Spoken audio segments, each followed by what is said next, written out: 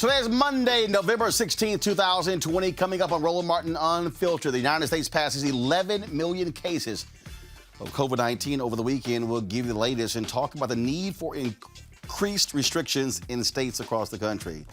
Donald Trump tweeted the quiet part out loud this weekend. He knows he lost. Will you update you on the latest in the never-ending election, the upcoming Georgia runoffs?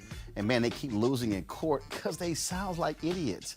The family of 15-year-old Quawan Charles in Louisiana is demanding an investigation into the death of their son. We'll get the details from the family attorney. And the case against State Senator Louise Lucas of Virginia, stemming from damage to a Confederate statue, has been dismissed. She will join us to tell you about the drama of race in Portsmouth, Virginia. Marc Lamont Hill will join us as well, talk about his new book, We Still Here. And this week's Fit, Live, Win segment focuses on finding the health and fitness program that works best for you, as well as avoiding all of the social media fitness nutrition gurus. We'll unpack all of that. It's time to bring the funk on Roland Martin Unfiltered. Let's go.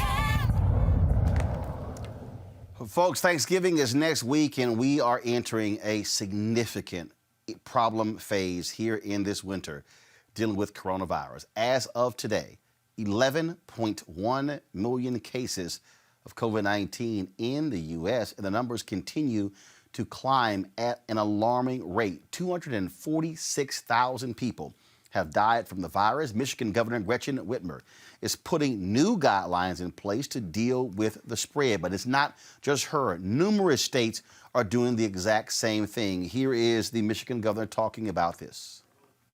Now we have reached that point we were warning about. We are in the worst moment of this pandemic to date. The situation has never been more dire. We are at the precipice, and we need to take some action. A leading model shows that if we don't take aggressive action right now, we could soon see 1,000 deaths per week here in Michigan. Today, the Department of Health and Human Services is issuing an epidemic order to help us slow the spread of COVID-19 and save lives. The order takes effect on Wednesday at 12:01 a.m. and will be in effect for 3 weeks. And we will continuously monitor the data throughout to determine next steps. We cannot forget how this administration has done a horrible job when it comes to addressing this issue today. Joe Biden and Kamala Harris, the president-elect and the vice president-elect, held a briefing where they got an update on COVID-19 as well as talked about its impact on the economy. Joe Biden won the election decisively, with more votes than have ever been cast in American history. It amounts to 75 million voices and counting, calling on the Supreme Court to see this case for what it is, a blatant attempt to overturn the will of the people. And the president-elect and I cannot let that happen.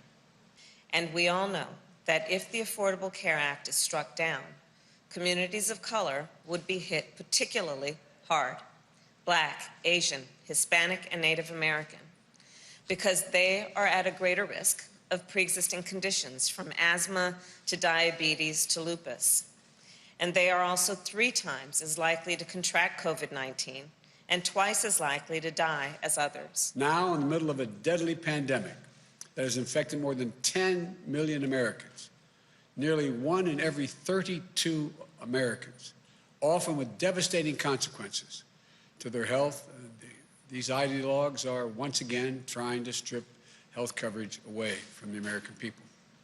The goal of the outgoing administration is clear from the brief they filed in the Supreme Court. It asserts, and I quote, "The entire ACA thus must fall," end of quote. Now, I'm not naive about the fact that health care is an issue that has divided Americans in the past. This doesn't need to be a partisan issue. It's a human issue. It affects every single American family. And we can't subvert the growing consensus of the American people based on an argument put forward in the briefs seeking to invalidate the law that even many conservative legal scholars, including in the National Review, consider to be, quote, ridiculous. Let's be absolutely clear about what's at stake. The consequences of the Trump administration's argument are not academic or an abstraction. For many Americans, they are a matter of life and death in a literal sense. Now, folks, keep in mind, while all of this is going on, White House Coronavirus Task Force member Dr. Scott Atlas has criticized Michigan's new COVID-19 restrictions in a tweet shortly after they were announced Sunday evening, urging people to, quote, rise up against the new public health measures. Donald Trump, playing to his base as always, says there will be no lockdown.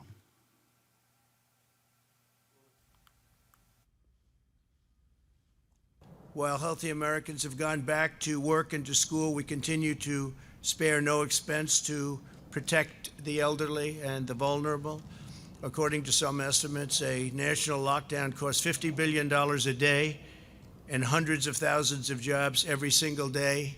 Ideally, we won't go to a lockdown. I will not go. This administration will not be going to a lockdown. Hopefully, the whatever happens in the future, who knows which administration it will be. I guess time will tell. But I can tell you this administration will not go to a lockdown. There won't be necessity. Lockdowns cost lives, and they cost a lot of problems. The cure cannot be, you got to remember, it cannot be worse than the problem itself, and I've said it many times. So this administration will not go, under any circumstances, will not go to a lockdown, but we'll be very vigilant, very careful. We understand. All right, folks, joining me right now to discuss the latest surge and the need for a new plan of attack is Dr. Averi Hilton, Associate Professor of Anesthesiology and Critical Care Medicine at the University of Virginia, and Dr. Georgia C. Benjamin, Executive Director of the American Public Health Association. Ebony, Dr. Hilton, I'll start with you first. The exploding numbers, Dr. Fauci and others said this was going to happen, and it is indeed happening. We are seeing the numbers go up and up and up and up. And to see a White House actually say, rise up against the governor of Michigan, she is trying to save lives, and these fools are still operating as if everything is all good, fight, fight, fight. And this is the same governor who they arrested folks who wanted to kidnap her because of previous restrictions. Right. It actually should be criminal at this point, because we already know what is anticipated to happen. The CDC, with their modeling way back in March and April, I was tweeting every day of how they said their models show between 240 to 1.7 million Americans will die before the end of December. And what do we see? We are right at that 250,000 people that have died. So we know these numbers to be true. Now, the question is, where do we go from here? And what we're seeing is that we're now estimating between now and Inauguration Day, another 100,000 to 150,000 people will die. That's what we have to deal with. And so we don't have time for games. At this point, over 100,000 people are being diagnosed with COVID-19 every day. By Inauguration Day, we're estimating that will be 400,000 people diagnosed every day, with upwards of 20,000 people dying a week. That's what we're looking at. So this game that Donald Trump is playing with people's lives, we have to realize that he is a man who thinks only of himself. And right now his ego is bruised, and he will do everything to take us down with him. We have to be vigilant, wear your mask, don't touch your face, wash your hands, and stay in your house. Dr. Benjamin, again, when you see on one hand how this administration is responding, they're responding as if numbers are not increasing. And Donald Trump still continues to assert, well, the numbers are only increasing because we're testing. Well, he's wrong. They just checked out. And if that's the problem, Dr. Hilton's numbers are right on target. And that's the problem, is that unless we continue to emphasize those preventive measures that we have of wearing a mask, washing your hands, keeping your distance, and we're now going to have to look at selective closures. That's the only way we're going to save ourselves, and remind ourselves that those deaths are tragic and terrible, but we have 11 million people with the disease, and that number is also going to grow dramatically. This is, it's unbelievable to see, and then we start looking at the charts, where the explosions is coming from. Red states, Ebony. That's where it's coming from. And you already have these governors who have already come out and say, Joe Biden, if you try to put in a mask mandate, we're going to fight this. And you're sitting there going, idiots, can you not see what's going on? And that's what I say, America, we see that ego and arrogance and ignorance will be literally a thing that breaks us, not only in terms of health, but also in terms of economic crisis. If we followed simple rules, we wouldn't have to talk about a shutdown. All these rallies, when you're saying that these outbreaks in these red states, what you're seeing is that Trump has gone to visit each of those states, holding massive rallies of where people are spreading COVID. And then within 5 or 10 days, when they finally start to see symptoms, they've already infected that many more persons. And so the question is, when do we put our ego aside? Because this disease does not care. Again, I say that every time I'm on the show. And now we have Ben Carson sitting up there looking infected because you're refusing to follow just simple science. And you know what simple science is. So it's now a choice for you to go and do this. And this virus will make you humble. It's humbling a lot of people right now. The video we're showing right now, George, is of El Paso, where inmates actually were brought in to help move bodies. They had to bring in trucks. The morgue has been absolutely devastated and overrun in El Paso, Texas. Numbers are blowing up. And again, the local television station obtained this video. I mean, this is where we are. You would have thought after March, after April, after May, people would have figured that out. But no, we're to see this same picture, tragically, in the other Midwest states, South Dakota, North Dakota, Wyoming, Montana. And it's not just the COVID. COVID is terrible. But the problem is when the hospital gets overwhelmed, then they can't take care of heart attacks or strokes or people with chest pain or abdominal pain, people that have to have their appendix taken out, kids with fevers and earaches. They can't take care of those simple diseases and those life-threatening diseases. And so the morgue will get filled with not just COVID cases, but cases from other preventable medical conditions that they just don't have the ability to take care of. Ebony, obviously a new administration will be coming in about 65 days.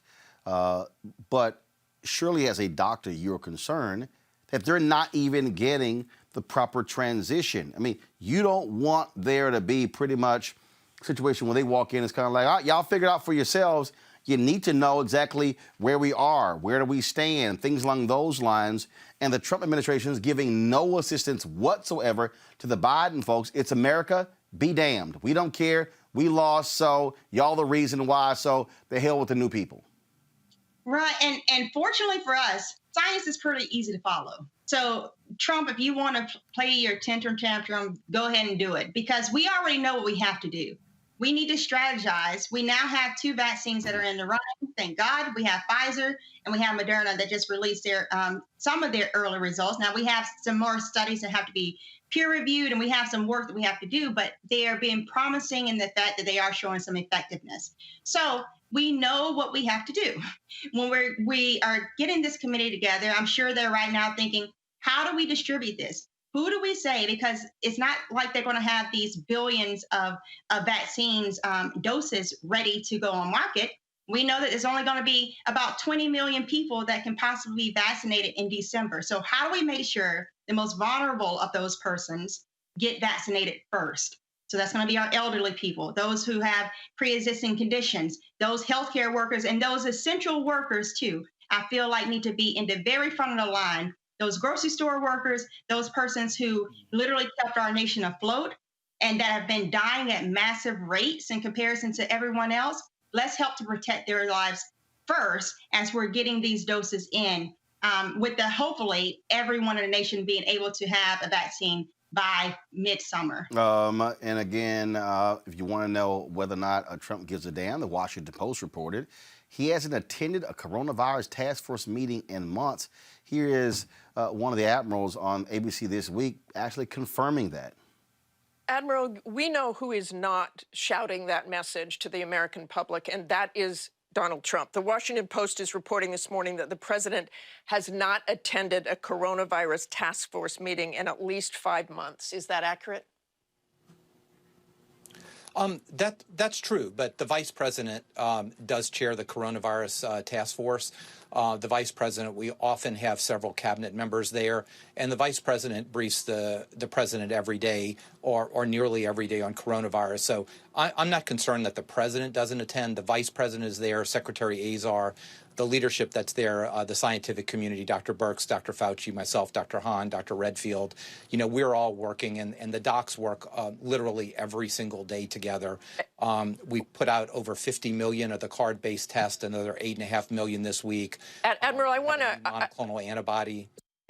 Admiral, we know who is not shouting that message to the American public. Again, George, is the fact that the President of the United States, I mean, this is the greatest threat affecting the country right now. Right now. And he hasn't attended a task force in months. He's getting briefings. That is an abomination. It's an absolute failure of leadership. Leadership matters. And while I'm pleased that my colleagues, those physicians, are working very hard and doing the work that they need to do, leadership matters. And the fact is that many people listen to President Trump, and if he told people to wear a mask and stay at home and wash their hands and do those good prevention things, instead of bragging about a therapeutic that I'm glad vaccines are coming, but this is about prevention. We cannot treat our way out of this mess. We need leadership. We need leadership now. And I got to tell you, I am so glad that help is on the way with the president-elect and the vice president-elect. But they're going to need help. People are going to need to give them the information. And I hope that, you know, by tomorrow morning, this administration will finally decide to share the very, very important transition information with the incoming administration, because they're absolutely right. They need that information today. Well, I absolutely hold not holding my breath in terms of what they're going to do, what they should be doing, because we're talking about people who really don't care, who don't exactly care what's going on. But again, we'll see. But thank goodness we got new leaders who are coming in. George Benjamin, I appreciate it. Dr. Ebony Hilton, we appreciate it. Thanks a lot. Thank you. Folks, if you want to understand, again, the kind of misinformation going on out there, the disinformation, all you got to do is look to conservative media. One America News, Newsmax. Listen to this nonsense right here from Greg Gutfeld, who is just a true idiot on Fox News. Listen to this. The cost, benefit, risk, the adult risk decisions, you can trash them. And then when they do the right thing, you could say, well, no, that's not good enough, even though I didn't share the risk at all. I had no skin in that game, and I can still say that. Here's the fact. Here's the bottom line, okay? The mortality rate is 0.65. It has been declining consistently. That's 65 die out of 10,000 cases, all right? We're entering a stage of manageability, and it's only the increase in hospitalizations are really due, let's face it, to as the weather gets colder, people are going inside, that's going to cause a spread. However, the number of hospitalizations is not affecting non-COVID patients. What does that tell you? That we did the right thing with capacity, that the worst state right now is Wisconsin, has 10% COVID patients in the hospital. That's nothing compared to what was going on in the spring or in the first wave of the pandemic. So we are not at a crisis moment. We have to pat ourselves on the back for what America did.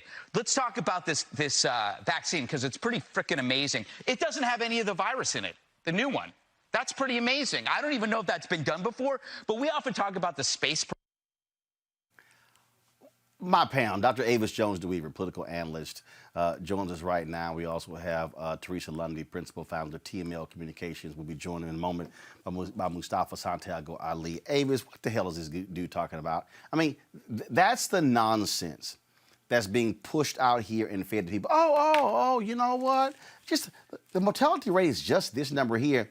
Tell that to the person who's dead. Tell that to the people who have coronavirus, who've gotten over it, but still having major health complications. This idea that, look, the mortality rate is not that big of a deal. Everybody should just go ahead, and he said, pat ourselves on the back. Really? These people have zero ethics. These are soulless, evil people that are putting what they believe to be economic gain over human life. And what's really disturbing about this, just think about it. This is the same party who, remember back in the spring, you had the lieutenant governor of Texas who came out and said that basically older people should just volunteer to die in order to save the economy for younger people. This is how they think. And so I think we need to realize that what we face right now is a group of people, a political party that has decided that they don't give a damn about whether or not people live or die. They don't give a damn about that. And you can see that not only with statements like that, you can see that with Donald's actions in terms of not even showing up at coronavirus meetings. And I'm sure he's not paying attention to any of these briefs that he's supposed to be getting, which he's probably not getting either. So, really at this point, there needs to be a removal of this man. I know that Pence doesn't have the balls to do it, but somebody needs to invoke the 25th Amendment to get this fool out of office. Because the only thing he is concerning himself with right now is tweeting about the election that he lost and golfing. He is willing to let another 200,000 plus people die between now and Inauguration Day because he wants to have his little temper tantrums. He needs to be removed from office so that somebody, anybody with half a brain can be in charge, if for no other reason than to just say, move forward with the transition so that the Biden-Harris team can start to put their ducks in order such that when they do take office in January, they can take office with the ability to hit the ground running with regards to attacking this dreadful disease, because it's clear that the Republicans have just thrown up their hands and decided they're not going to do a thing about it. Teresa, when you again look at the this callous disregard for life, all to protect the fragile ego of a 74-year-old grown-ass child. That's really what this is all about. I mean, I keep making the point. It was a week ago on this show where we said Bishop Harry Jackson Jr., a Trump spiritual advisor, somebody oftentimes you would see him standing behind Trump, hand on his back, praying with Trump. The man died a week ago, had tested positive for COVID 2 days earlier. Trump still ain't said a word about that man dying. No, I even emailed somebody in the White House saying, are y'all gonna release a statement of condolence? No response. He was one of the black preachers standing behind Trump. The man don't give a damn who dies due to COVID. You got to remember, this is a president who doesn't recognize fault. If anybody's read any of their books, I think, I've read it in the past, and because I like to get to know the mindset of these type of people. And the type of man that I've come to find in Donald Trump is he is someone who does not accept accountability. He doesn't accept failure, nor does he accept, obviously, the results here today, right? So I'm so waiting for January 20th that I'm literally doing backflips, because the country is really starving for real leadership. We're starving for, more opportunities. But we're starving for a president that actually cares about people and not about self-interest. So when we have a pastor who did pass away, literally in proximity due to COVID-19, and we can't, it's unfortunate that we're to the point, like, can I at least get a tweet, but there's no compassion, but yet people are worried about this man who is like almost like a martyr to their movement. And then you start to ask yourself the question, and your neighbors, those who support him, what does that movement actually look like? So as much as we are like anticipating his exit, I'm also now wondering what his exit looks like and what he plans on doing with the movement that he does have post January 20th. Mustafa, this also, I think, is important.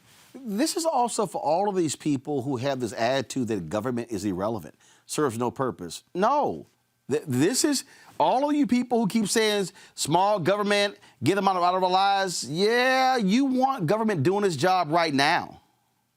Yeah, you most definitely do. We got 46 million people who are going to food banks right now. So if you don't have an FDA and a number of other federal agencies doing what they need to do, then you're in trouble. You got 100,000 small businesses that have closed in this COVID-19 moment. So you're going to need SBA, and you're going to need the Department of Labor, and you're going to need all these other parts of the federal family that are supposed to be there, that are supposed to be supporting you. And of course, you're going to need a president who actually cares about your life. This is one of the videos put out by the folks at Really American, just to keep reminding people exactly how we got here and whose fault it is. Watch this. Think of the number, 2.2, potentially 2.2 million people. There is the threat of outbreak virtually everywhere and anywhere within our country. Social distancing is absolutely critical. If you can't social distance, you must wear a mask. To the extent possible, you physically distance yourself and you wear a mask literally at all times that you're on the outside. This only works if we all follow the guidelines and protect one another. And this is their new hoax. And the 15 within a couple of days is going to be down to close to zero.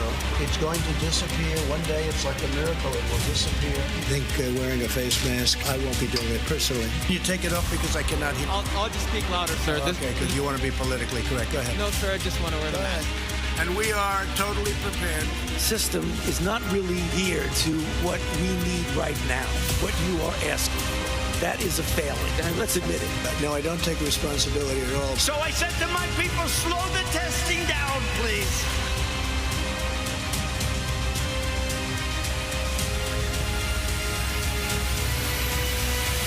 And on a scale of 1 to 10, how would you rate your response to this crisis? I'd rate it a 10. And that about sums it up. Now, of course, President-elect Joe Biden still is not getting the daily intelligence briefings that president-elects traditionally received. After tweeting that Joe Biden won because the election was rigged, he backtracked and tweeted that he won and he concedes nothing. Now, folks, what's also happening is that we see that the Trump folks are pretty much calling this thing quits in Pennsylvania. Look, they have no path whatsoever. Y'all can ignore all the little nonsense coming from all these little people, especially the people at Newsmax and One American. Oh, no, we haven't called this race for anybody. Trump could still win. Y'all, they're delusional. And then, of course, it's even more delusional when you had the Million MAGA March, the Million MAGA March that took place this weekend. Watch, y'all can roll the video of these fools running around. They were touting supposed to be a million folks. Y'all, it wasn't even 500,000, 250,000, 100,000, 50,000, 25,000. It was barely maybe 13, 14, not even 15,000 folks there. It was a joke to see all of them gather. Yeah, they put me to sleep. I'm yawning. Yeah, and all of their nonsense. It was. I'm telling you, it was laughable. And then, of course, how they ran after. I think we're going to show the video in a bit. when Trump went to go play golf and drove his motorcade through the crowd just to bask in the adulation.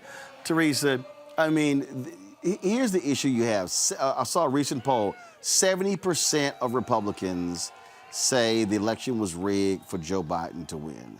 That's how crazy these people are.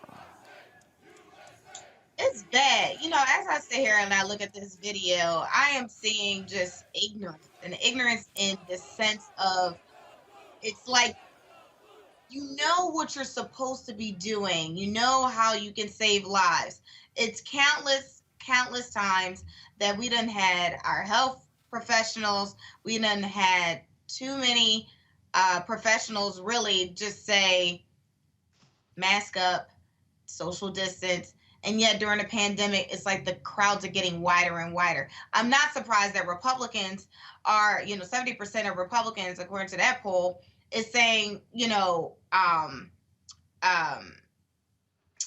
I'm sorry, I just had a brain burn. 70% of Republicans are saying, Donald Trump won the election. And so I think that's part of the problem, right? So because they're not identifying that there is an issue at hand, and that issue is that Donald Trump is still in this world of just making up situations for the betterment of himself and his family and his wealth. It's really critical that we really start to understand the type of person that this man is and the type of character that he's bringing to the Oval. And hopefully that, they are in the midst, the DNC and the party is in the midst of trying to correct this type of character analysis that has gotten into the White House. And because I know we're talking about unity and we're talking about bringing people together, but there ultimately is going to be, a reckoning, unfortunately, during this pandemic. And I think it's time, that, we start putting these plans not only in the back room, but also bringing it to the front. It was hilarious, Mustafa, to watch. Again, how they just went crazy when Trump rolled through. And you would think these fools would have figured out that here y'all are out there marching, and he's going to play golf. The president, as has been shared, does not care about you. If you look at his lack of effective policies, if you look at his lack of addressing the wealth gap in our country, all these various indicators have shown that he cares nothing about you. When I go back home to Appalachia, people are mad, even though they still voted for him, which blows my mind, but you have the right to vote for whomever you want to. The economic situation has gotten worse. Coal has not came back, have high rates of underinsured and uninsured folks, all these different dynamics that are going on. So when I see these types of videos, it reminds me of individuals who say that the South won the Civil War, that the South will rise again. And I'm just like, when you have, you can't even get people to come out and actually really support what you're doing, because there are more folks who show up for the Battle of the Bands between Southern and Tuskegee or one of the other schools than actually showing up for this. But on the other hand, we do have to actually take this moment seriously, because there are those folks in this country who still believe in the mantras that the president puts forward. We often talk about ripple effects, when a president says certain things and how it plays out. But now we're talking about life and death issues. When the president refuses to wear a mask, you see how serious this is. Bottom line is this here, Avis. These nuts aren't going anywhere, and there's all this idea of turning the cheek ain't gonna work. Oh, no, not at all. I mean, these people, here's the thing. The reason why they aren't seeing any appreciable improvement in their lives, but they still vote for him, is because they're not voting for him for those types of outcomes. They have made Donald Trump a deity to white nationalism, a deity to white supposed quote unquote supremacy, a deity to racism. And if they don't have anything, if they don't have a pot to piss in, they have their whiteness, right? And that's what they love about him. They love that the thought that he is creating a nation that is fighting back, quite frankly, against the rising demography of people of color, right? And so really, when you put all of this together, I hate to create my own conspiracy theory, but I'm just thinking about how people act and why logically they might act that way, right? They don't believe all the stuff that's going on with the coronavirus because they listen to places like Fox, places like OANN, all these other, right-wing media ecosystem they're all downplaying it. So they believe that. That's their propaganda arm.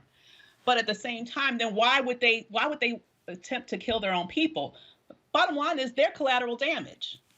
The message that's going to those people are collateral damage. They don't care if those people live or die. You could see how he had these not only super spreader events, they literally left these people out in the freezing cold in a couple of rallies and out in the heat in Florida. They don't care about these people. But the thing is that the problem is this here. The fact of the matter is we're dying.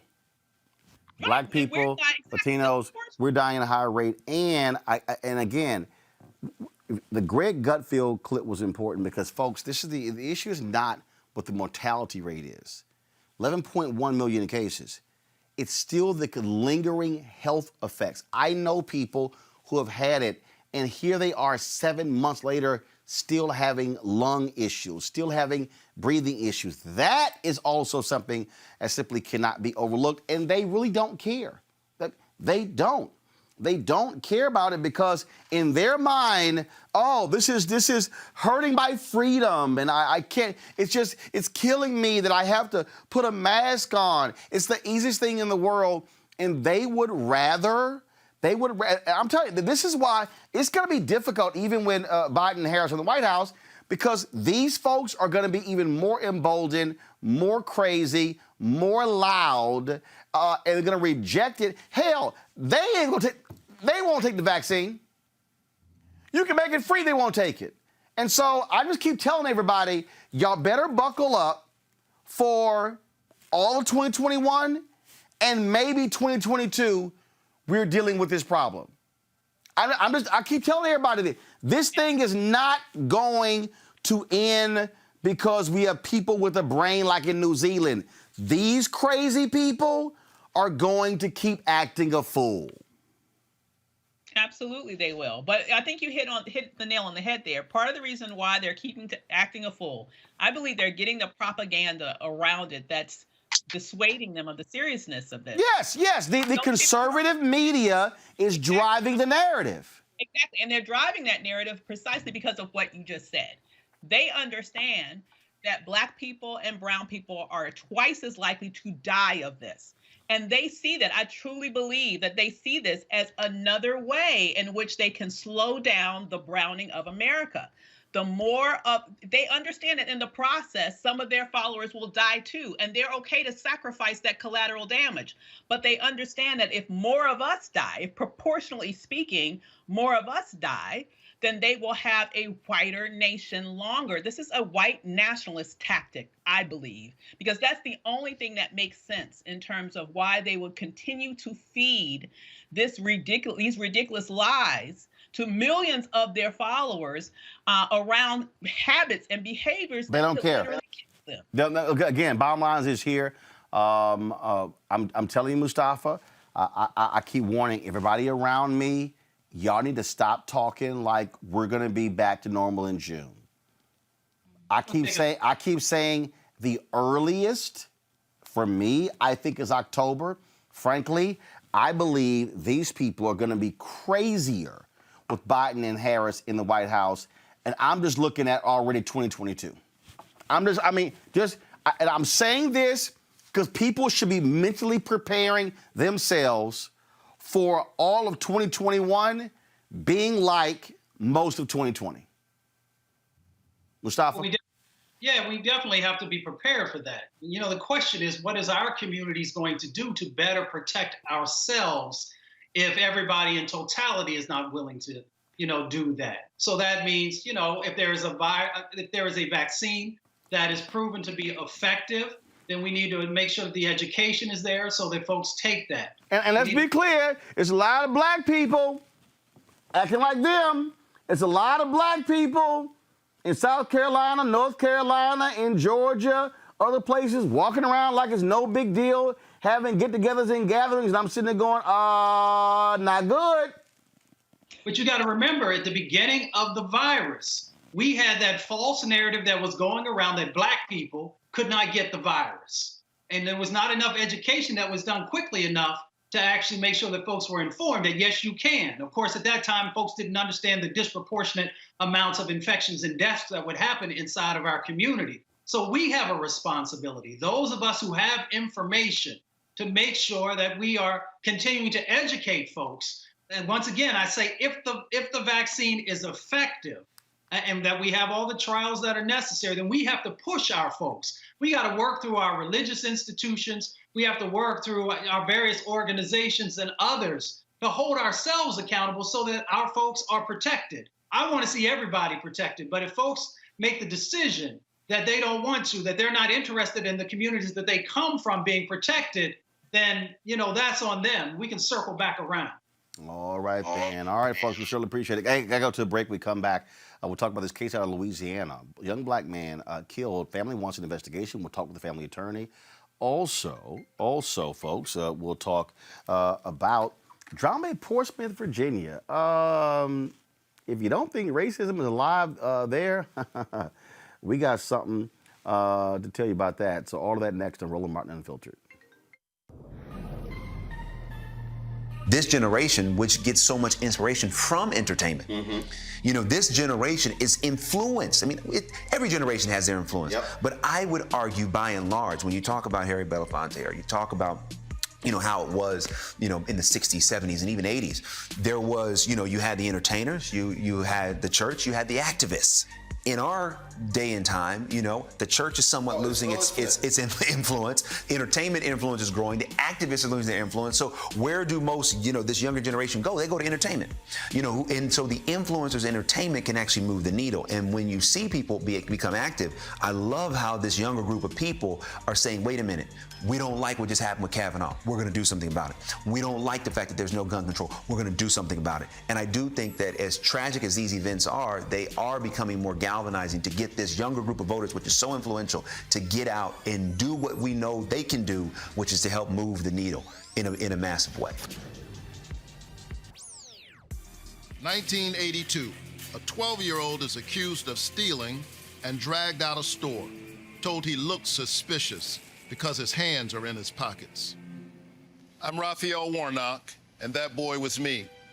Back then, I didn't understand how much the system works against those without power and money, that the rules were different for some of us. Too often, that's still true today, especially in Washington. I approve this message because it's time for that to change. I'm John Ossoff, and the path to recovery is clear. First, we listen to medical experts to control this virus. Then we shore up our economy with stronger support for small businesses and tax relief for working families. And it's time for a historic infrastructure plan to get people back to work and invest in our future. We need leaders who bring us together to get this done. And that's why I approve this message. Senator in particular irks me. A Senator Kelly Loeffler, not elected, but appointed just a couple months ago. Records show Loeffler and her husband, whose company owns the U.S. Stock Exchange, sold stock valued between $1.3 and $3.1 million. Kelly Loeffler bought and sold stock shortly after a classified briefing on the virus. They knew the market was going to tank, and they sold based on that inside information. Some of the holdings she shed were in energy, automotive, retail, and airlines. Look, Marie, it's not just what she sold, but it's actually what she bought. They bought things like Amazon, Citrix Systems, company that obviously was going to do well during a shutdown. While still reassuring citizens that the U.S. was prepared. We have Americans across the country who have seen their 401ks plummet. Were you trading on inside information about what was coming? Folks, this woman is knee-deep in the swamp, and she just got there.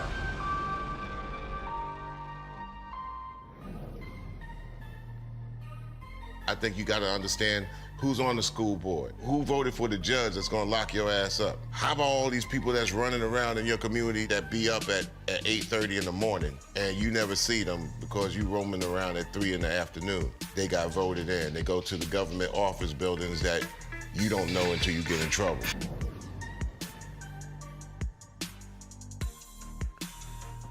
The Georgia runoff election day is January 5th. Voters have until December 7th to register in person. Voting starts on December 14th. That's critically important for you to understand. That race, of course, is already a wild one. You're seeing millions of dollars being poured on television ads where Kelly Loeffler, she's attacking her opponent, Pastor Raphael Warnock. Of course, also you have David Perdue, the incumbent, who refuses to even debate Jon Ossoff. And so what's happening is Republicans are targeting Warnock by calling him a Marxist and a socialist, and he called police thugs. Y'all really? Why is it important? Because, again, if Democrats win both of those seats, they will have a deadlock in the Senate, and, of course, Vice President-elect Kamala Harris will be the one who breaks the tie. And so we're going to be focusing a lot on what's happening there in Georgia, being even on the ground. But let's talk about folks in Louisiana. The family of 15-year-old Quawan Bobby Charles, local activists and other community members, took to the streets of Baldwin, Louisiana over the weekend to demand transparency into his disappearance and death. He was taken without his parents' permission on October 30th from his Baldwin home. His mother reported him missing about 8 p.m. that night, but was told by the Baldwin Police Department that he was probably at a football game. Bobby was found dead on November 3rd, about 20 miles away in a sugarcane field in Laroville, a small village in Iberia Parish. Joining me now is the family attorney for the Charles family, Ronald Haley. Glad to have you here, Mr. Haley. First and foremost, who took him from the home and why? Ronald, can you hear me? Ronald, can you hear me? All right, folks, if y'all can get this audio fixed with Ronald Haley, I would certainly appreciate that. Again, we're trying to understand really what happened here in this case. Folks like Gary Chambers, we have Gary Chambers, of course, on our panel last week. They've been sounding the alarm in this case because there's so many things that really have to be answered. This is a video that was taken 2 days ago of that community march. Go to my iPad, please. Justice today, folks. That's right. We're here for justice today. Yes. A 15-year-old child was taken from us. Yes. And perhaps the same forces that do this across the country miscalculated. Because here in Louisiana, we stand up. Here for this family, we gonna stand up. Folks, now let's go to attorney Ronald Haley. Ronald, can you hear me? Yes, sir. Good evening, Mr. Martin. Glad to have you. First of all, who took him from the home? From what we understand now, a friend, I'm using that in air quotes, mother, Janet Irvin, took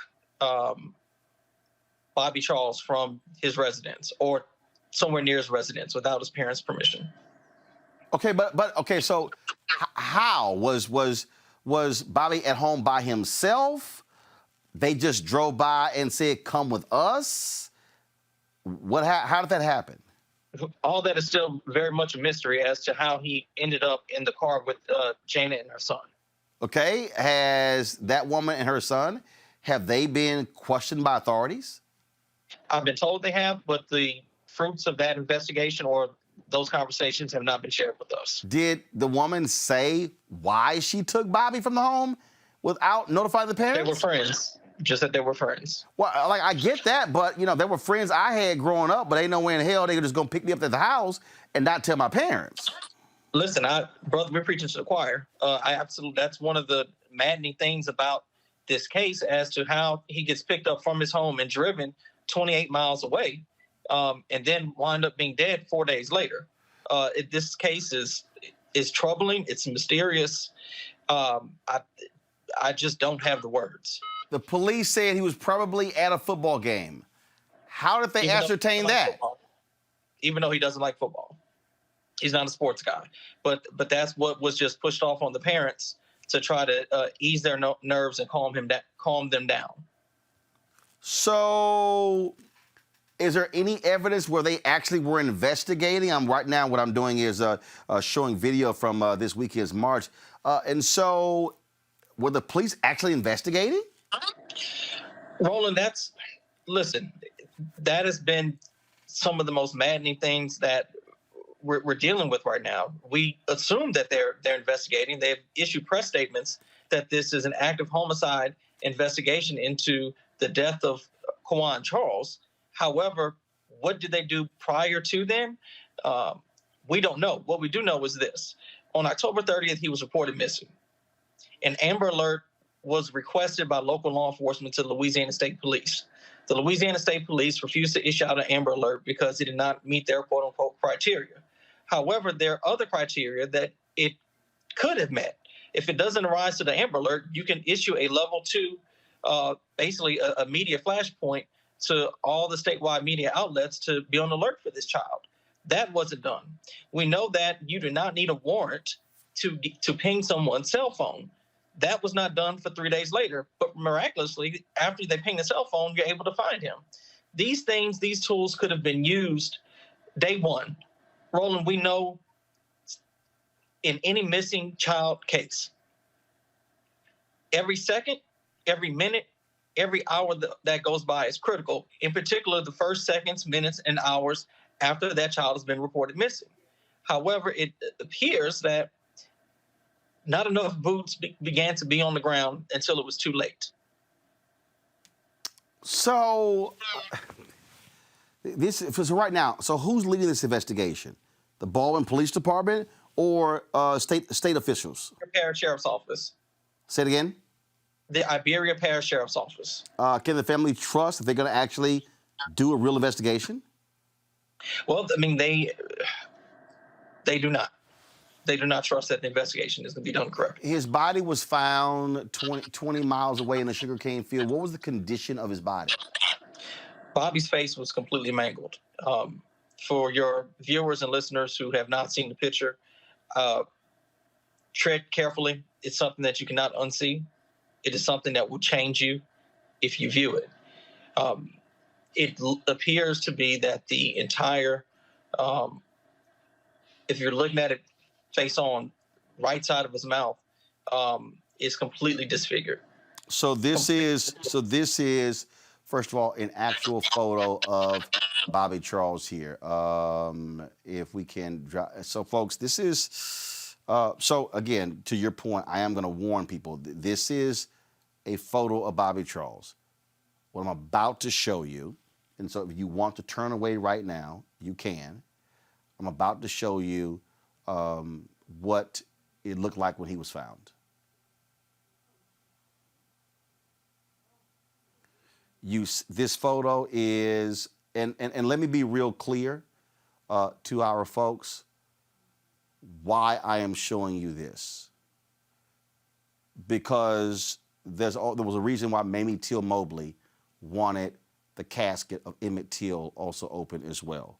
And in fact, I'm going to show you this here. In fact, someone actually posted this on social media, just so you understand the comparisons to 1955 in 2020. On the left was the photo of Emmett Till. On the right is the photo of Bobby Charles. Ronald, go ahead. Listen, it is saddening that in 2020, there seems to be, through the system itself, devaluing of Black children's lives. I know we hear the term Black Lives Matter a lot, and they do, and they need to. But especially when we're dealing with our children. Roland, we can look at the FBI statistics that show that although Black children make up 14% of the population of kids, they make up over 37% of the missing children's population. And the fact that Amber Alerts are only issued at 7%, you look at it's only 7% of our kids that are going missing. That's a problem.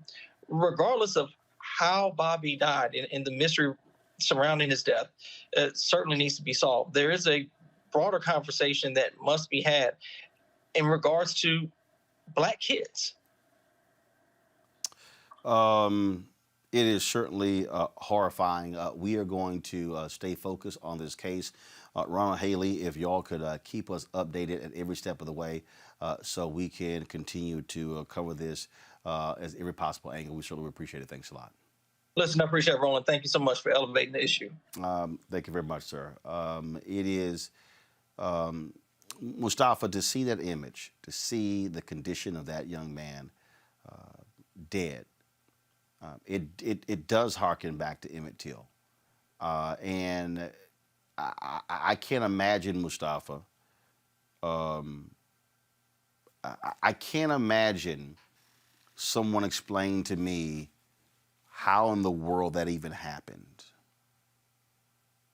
It breaks my heart, and it also angers me. And it angers me, not only the violence that this young man went through, whether it's a hate crime or it's a hate crime, you know, whether it is racially motivated or the hate that may have come from someone from their own race. The problem is, along with that, is these biases that exist. These biases that exist inside of policing. There are studies that came out from the Pew Research Center, folks Google it, from Vanderbilt University, that shows that the darker your skin is and the communities that you come from, the longer the response time and what that response looks like for those communities.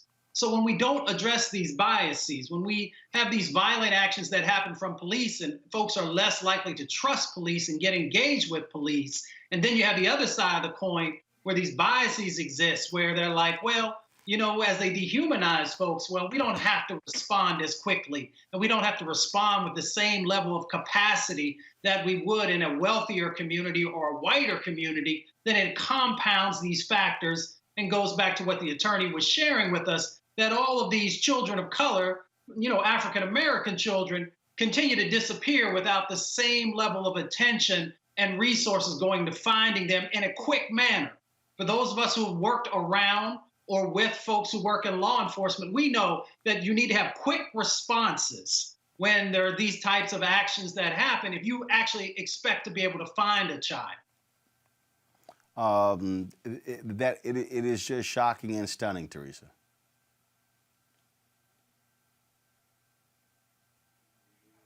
I think you're on mute. There we go. Yeah. Now we got you. I'm sorry about that. I said I'm just distraught right now. I mean, that photo just, yes, it reminded me of Emmett Till, but it also reminded me of why we protest, why we rally, why we advocate, and why we support one another. It's very difficult. The kids are, you know, is one soft spot for me, but regardless of that, I think the justice that needs to be had, that should be had, just common communication practices that should be dealt with in the police department was not given. Why? Because he was Black. I think, you know, the attorneys on the case, Ronald Haley, and the many others, are going to uncover the same inconsistencies that we've been saying the entire time with police reform.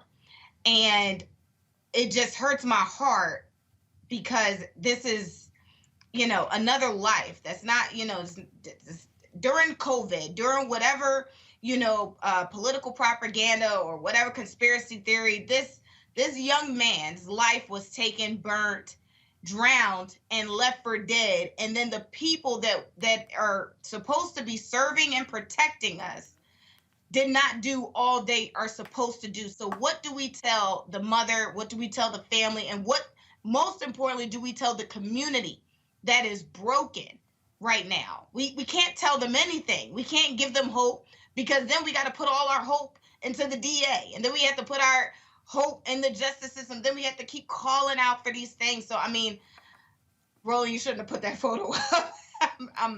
It's a lot going on, but justice obviously got to be served, period. I understand the reaction to it. But the reason we have to put it up is because I think what happens is we have to see the depravity. We have to. I think what happens is, I go back to why Mamie Till did it, and I think in this country, I think what we do is we run away from it, and I think we have to. And the next generation has to understand why we don't play games with these stories. The next generation has to also understand why some things change and some things stay the same. And there's a whole generation of black people who have been impacted by the Emmett Till photo, and it still is a searing image. And when I ran the Chicago Defender, when they exhumed his body, I put that image back on the cover because I realized there was a whole generation of people who actually never saw it, who did not understand the viciousness of that. And so we will continue to cover this story to see exactly where it goes and try to bring justice for Bobby Charles. Folks, speaking of bringing justice, let's talk about Portsmouth, Virginia. Strange. Black people who were elected and empowered in Portsmouth, Virginia. Now all of a sudden, you got this sort of this back and forth and this drama because they're in power. And even if you have a black person who is the police chief, is a part of it. Now, Portsmouth, Virginia judge dismissed felony charges against Senator Louise Lucas and other African-American leaders stemming from their roles in the June 10th toppling of a Confederate monument. Well, today, Lucas, a state senator since 1992, and president pro tem of the Senate, what happened was charges were vacated. Now, she was charged with conspiracy to commit a felony and felony injury to a public monument in excess of $1,000. Joining us right now is Senator Lucas and Don Scott Jr., a member of the Virginia House of Delegates. This is the most unbelievably crazy, stupid, strange case here. What did the judge say today about this so-called case? Well, the first thing I'm going to say, we're grateful to be here. Thank you for having us. It's been a great honor to be able to represent Senator Lucas, who has fought all of her life for this city and for the state, or for the Commonwealth of Virginia. What the judge said, and I want to point this out for folks who are of all goodwill, of all races, the judge, who is a white female judge, who came in as a special judge because the local judges opted out, so they brought in a judge from Richmond, Virginia. And the judge, after hearing Stephanie Morales, to her credit, who made a motion to dismiss this matter based on all of the information that she had gathered. And the judge said she was very concerned by a few things. One, she was concerned because the police in this matter had purposefully tried to circumvent the process by not including the Commonwealth Attorney, Stephanie Morales, and then had named her subpoenaed her as a witness when they knew that she was not there. That concerned the judge. She said the words that the judge used in court was they tried to make an end run around the Commonwealth Attorney, who's the chief law enforcement officer in the city. Second of all, and what we thought was even more striking, the judge said on the record that it's obvious to her that these charges were brought for a purpose other than law enforcement, other than public safety. And that's what we had been saying all along. And so what happened was the judge validated what we have been saying from day one and what the senator has been fighting for her entire life. And so I'm proud to be here and bring these issues up. It was a ridiculous case to begin with.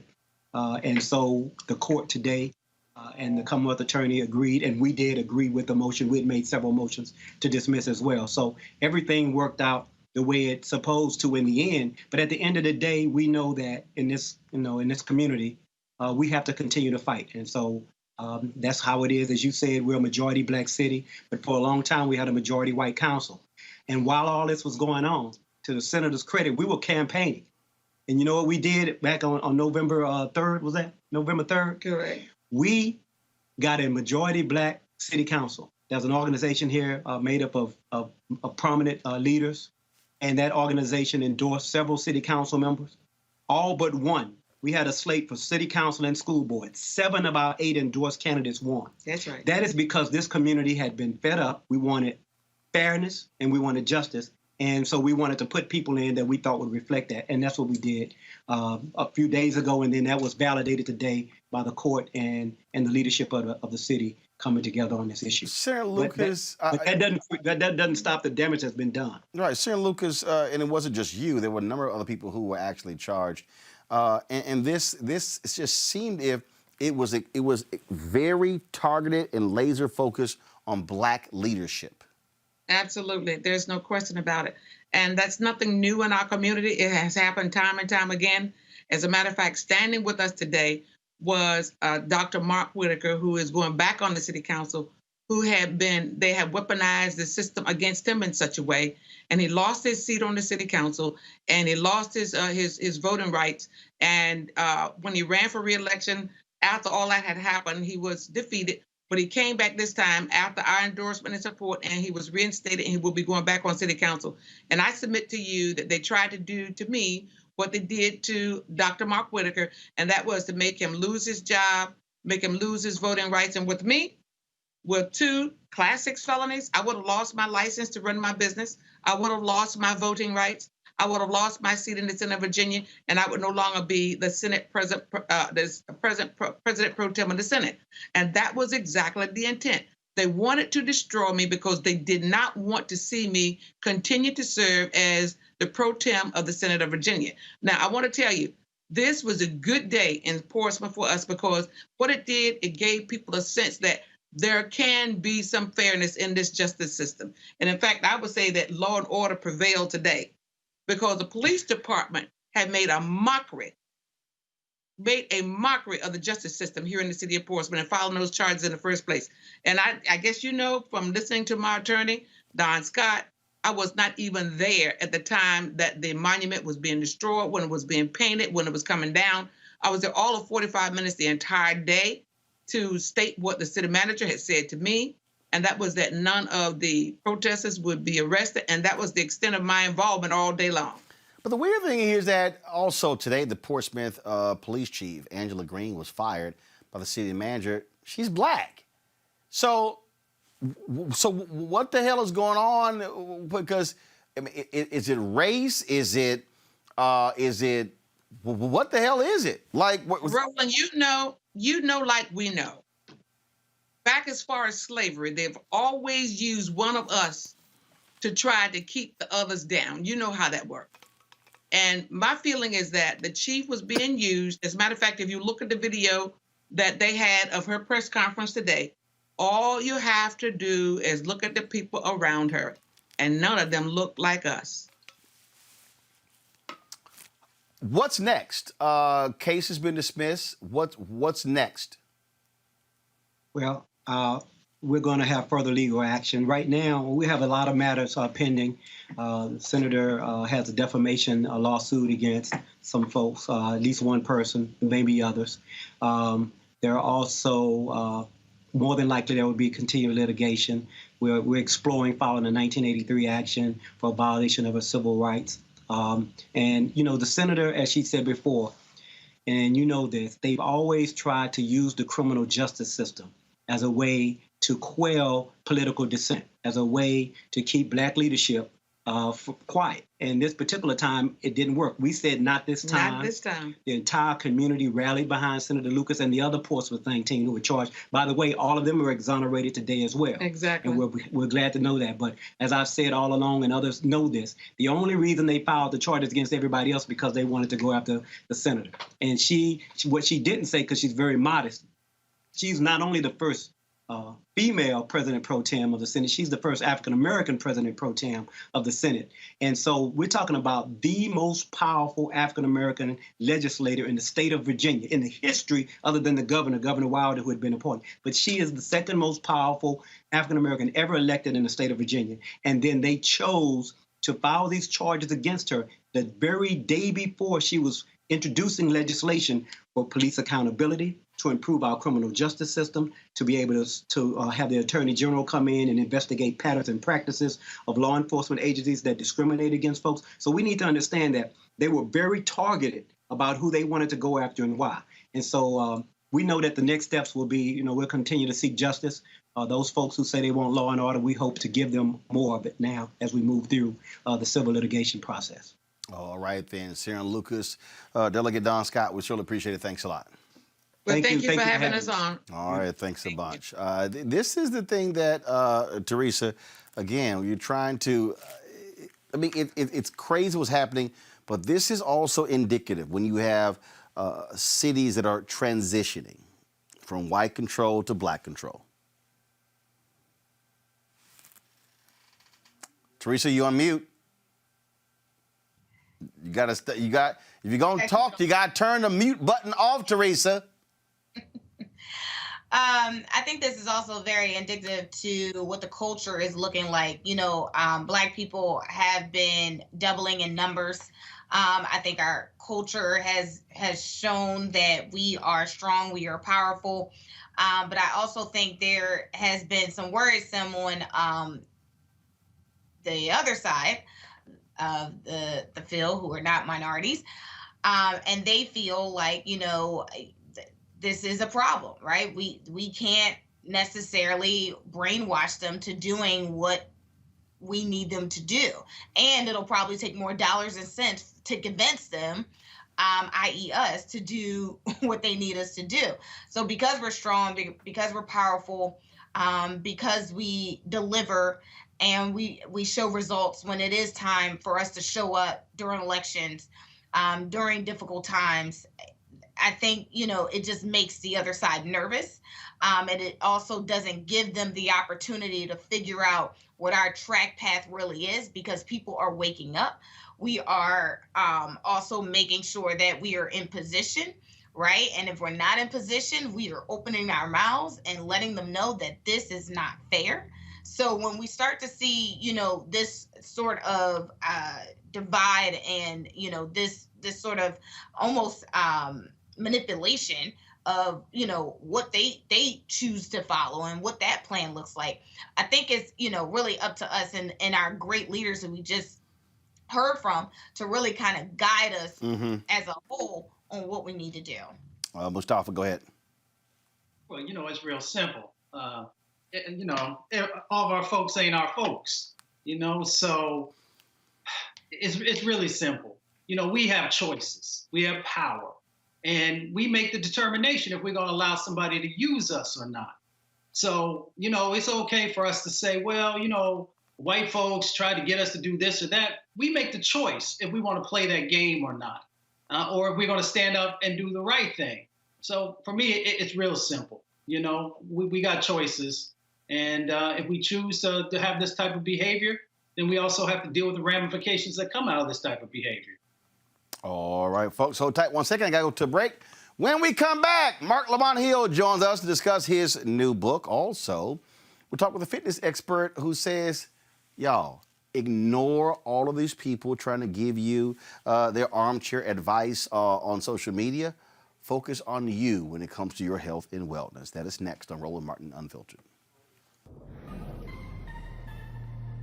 Really hear a lot of people talking about voting growing up. It wasn't a conversation. It was always who in office, but you never knew how they got there. They just like, see, they didn't put this man in office. And I'm like, who is they? Put him in office. That's all I used to hear was, they put this man in office. They ain't nobody in office for us. Okay, but so how did they get it was there? always they. They. But they was never, it was never defined. It was never defined. And did anybody even own up to, I'm part of they? No, it was just a, they in office, they ain't gonna let us, them, look what they did, them folks there. It was never like, who are them, they, and those? Who are these people? And when you grow, I didn't even find out about voting, which is oddly enough, how important voting was. I found out about how important voting was in prison. Dead serious. Dead serious. Raphael Warnock grew up in a house full of brothers and sisters. His parents taught him the value of hard work, like me. Like me, he was first in his family to graduate from college and went on to earn a PhD. He thinks insurance companies should not be allowed to discriminate against people with pre-existing conditions, like me. Like me, Reverend Warnock knows that both parties in Washington could use some moral leadership. I'm Raphael Warnock, and I approve this message because it's time we had a senator who put Georgians first, like me. I'm John Ossoff, and too many are struggling to afford prescriptions. One change in the law would make a huge difference. See, Medicare is America's biggest buyer of prescriptions, but the drug companies bought off Congress, and they made it illegal for Medicare to negotiate lower prices. It's straight up corruption. Fighting corruption is my job. I approve this message because I'm not taking donations from corporate PACs, and I won't let the drug companies rip us off anymore.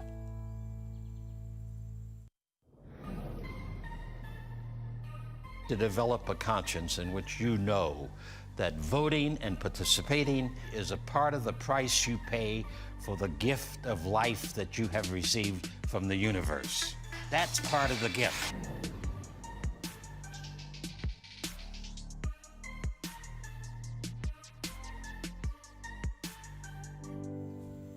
I'm John Ossoff, and the path to recovery is clear. First, we listen to medical experts to control this virus. Then we shore up our economy with stronger support for small businesses and tax relief for working families. And it's time for a historic infrastructure plan to get people back to work and invest in our future. We need leaders who bring us together to get this done. And that's why I approve this message. All right, folks, welcome back. Roland Martin Unfiltered. We told you about the race in Georgia. Here's what is crazy, Mustafa. I want to bring you up. The Secretary of State, the Republican Secretary of State, is telling us that Senator Lindsey Graham reached out to him to have him throw out legally cast ballots. I'm sorry. You're from South Carolina. Why the hell are you weighing in on what's happening in Georgia, Lindsey Graham? Well, we got governors from Florida weighing in. You got Lindsey Graham weighing in. We need to have the Department of Justice weighing in on some of these folks, but I guess we'll take care of that here in 60-plus days. But, you know, folks are scared. They know that Georgia turned blue and folks trying to keep it blue. They know that if folks get registered and they come back out and vote, that they got something on their hands. So they're going to, you know, rush all these folks in to make comments and try and utilize a little bit of privilege that they have and the sway that they think they got. And, you know, folks going to check them. Folks going to check them because folks going to vote. And then we're going to see how it all plays out in the Senate. So Lindsey Graham wants to stay in power. That's pretty much what it's all about.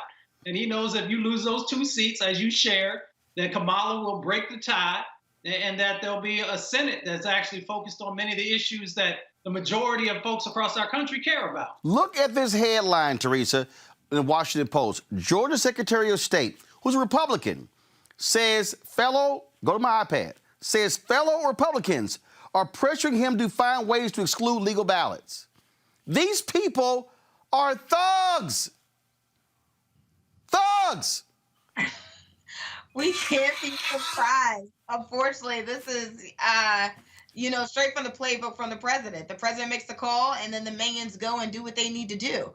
So I think, it's interesting, that they, it's like they want to encourage people to vote. They want people to register, but it's only for their party, right? Because Georgia is blue, and I think the culture, the impact that Stacey Abrams has done has been incredible.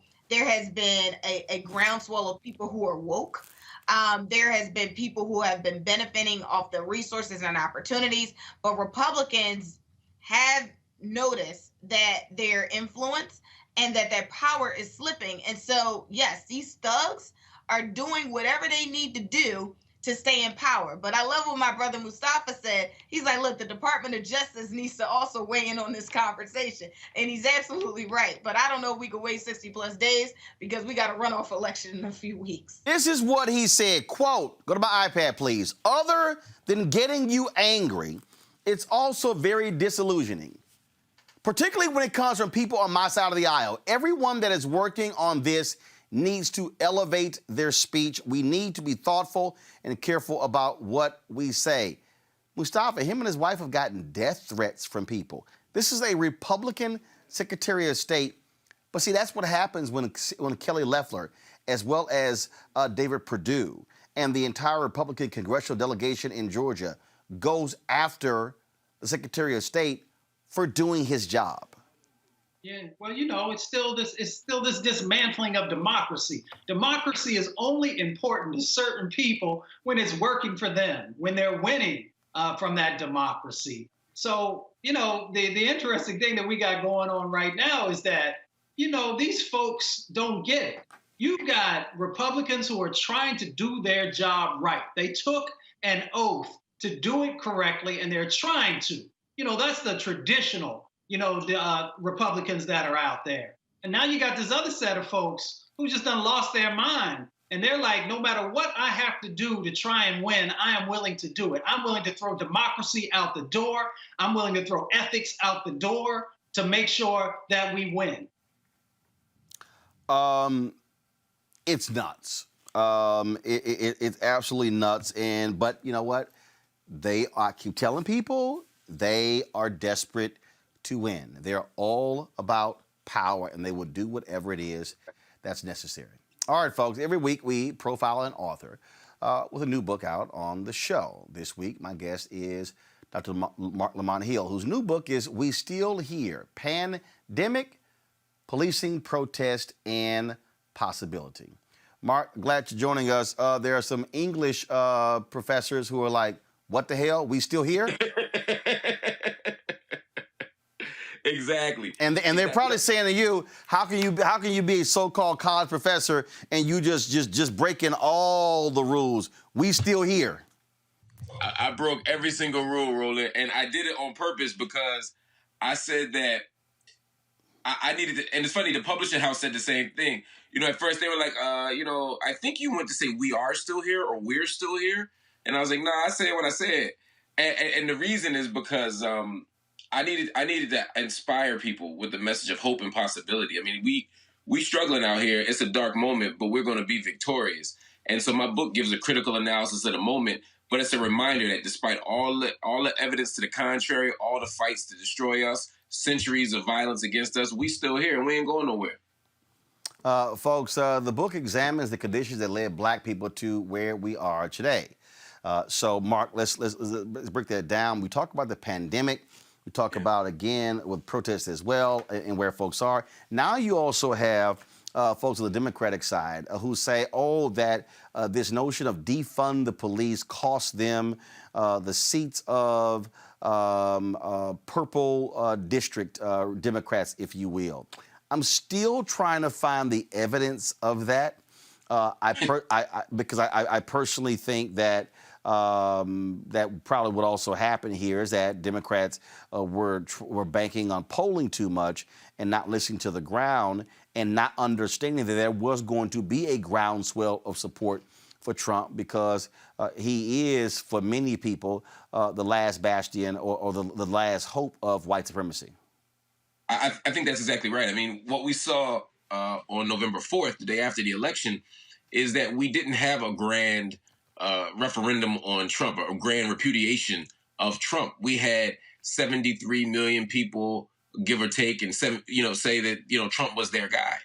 It shows just how much people are holding on to white supremacy, how much they're holding on to Trumpism writ large. And that's the issue here. It's not that Democrats didn't run from socialism enough, or they talked about defunding police and Medicare for all and Green New Deals too much, despite what the losers of some House seats would suggest. I happen to agree with AOC on this, and that is that when we ran on the values, when people ran on the values that people are demanding and pushing and advancing, people were successful. The people she campaigned for did just fine. The people who wouldn't let her stand near them suddenly had some trouble. Now, I'm not saying she's the deal maker or deal breaker. It's that she's a signpost of of a certain kind of progressive vision. I think you're right. They listened to those posters. Those same posters had Trump underperforming about 3, 4, 6 points in a lot of these states that he ended up winning or narrowly losing.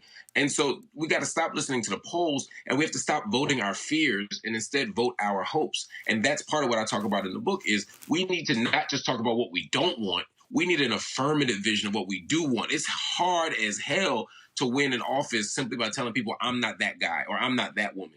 Also, I think Democrats and I think Joe Biden and Democrats did the exact same thing that Hillary Clinton did, which I thought was a mistake.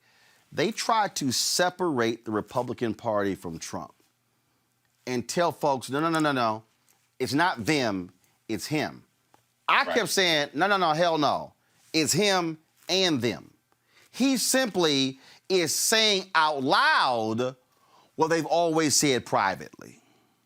100% true. 100% true. He emboldens them. He's able to allow a Mitch McConnell or Lindsey Graham to be more powerful, but he's also able to allow that random Republican rep, in the middle of the country to have a voice and a power. And so you're right.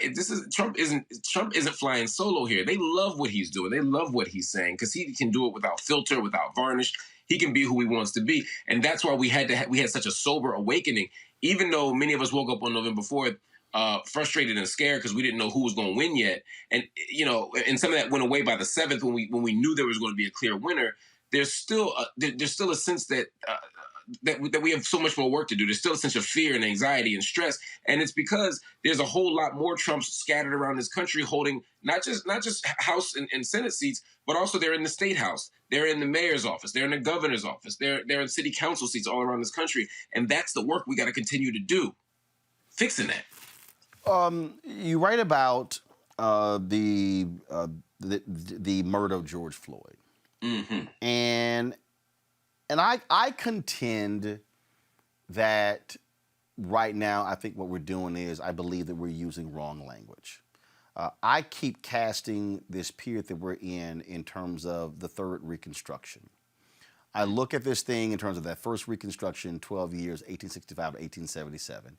I look at the second Reconstruction, 1954, 1970, and then now being the third one. And I think if we only frame this thing in terms of a reckoning, I believe we're missing out on how we must be casting a vision that is much larger. Again, first one 12 years, second arguably 16 years. I keep saying the next one has to be 20 plus more years of sustained focus and action in order to achieve or get close to as we can to a level playing field. If we play the game of the reckoning, then that to me that's short term. That's a few months. That's a year. No. I think we have to be saying no, y'all, no. We talking about large, major, huge, substantive. The first Reconstruction, 13, 14, 15th Amendments. Second Reconstruction, Civil Rights Act of 64, Voting Rights Act of 65, Fair Housing Act of 68. I'm talking about it has to be massive in that way. Your thoughts? I think you're absolutely right. Reckonings don't have budgets attached to them. They don't have court precedents attached to it. We need some substantive change. And across different spaces, I mean, part of what you just talked about, in 1865 are these 13, 14, 15th Amendment decisions. So we're looking at legal changes. We're also looking at Supreme Court shifts, and we're looking at shifts in culture and practice. We're fundamentally reshaping how the American economy operates now that the exploited labor of enslaved Africans is no longer available. When you start in 1954, you start with Brown v. Board, right? So you're starting with, again, Supreme Court decision. And then by the time you get to 64 public accommodation, 65 Voting Rights Act, now you're looking at legislation. And again, changes on the ground, shifts in labor. We see a general strike with the Montgomery bus boycott. We have a whole range of tactics and strategies being used right up to 1970. So similarly, if we say this third Reconstruction, to use your language, begins, I would say, around 2014 when the Ferguson uprisings begin. Again, action on the ground. In the same way that Emmett Till's action on the ground that begins in August of 1955. There are actions on the ground that spark this, but it's not enough to have actions on the ground. The action on the ground is then combined with some interesting electoral shifts, which is what we're beginning to see right now on November 3rd, but we got a long way to go. What the question now is, what's going to happen in the court? What's going to happen in terms of the structure of the economy? And because a big part of this Reconstruction is a conversation about law enforcement, what kind of reimagining and reconfiguration of policing can we imagine? Can we finally defund, or from my tradition, abolish policing in prisons. How do we get there? What kind of conversation do we have to have? What are we going to do about student debt? How can we fundamentally reorganize and reimagine? People right now are mad that we want to even take $10,000 off of people's student debt. I mean, these are the conversations we have to have, but I think you're right. The framing is the point, because at the end of this book and at the beginning of the book, I talk about radical imagination. I talk about the freedom dream. You can only change the world as much as you're able to imagine it. And in the same way that they said that we couldn't imagine a world without slavery because the economy was built on it, because it was our culture, because of scientific reasons they made up, because of medical reasons they made up, we had to imagine something different. In the same way they said the Voting Rights Act could never happen. In the same way they said that the first 14th Amendment decision around separate but equal could never be shifted to what we saw with Brown v. Board 1. The same way they thought all that stuff couldn't happen. The same way they thought none of that stuff could happen. We were able to build something different and better, and now we have to be able to imagine a world different and better. In the same way that in 1906, we imagined that no fraternity could get better than Alpha, and then in 1911, we were able to create Kappa Alpha Psi and fundamentally reimagine and improve the world. You think what I'm saying, brother? Hell no.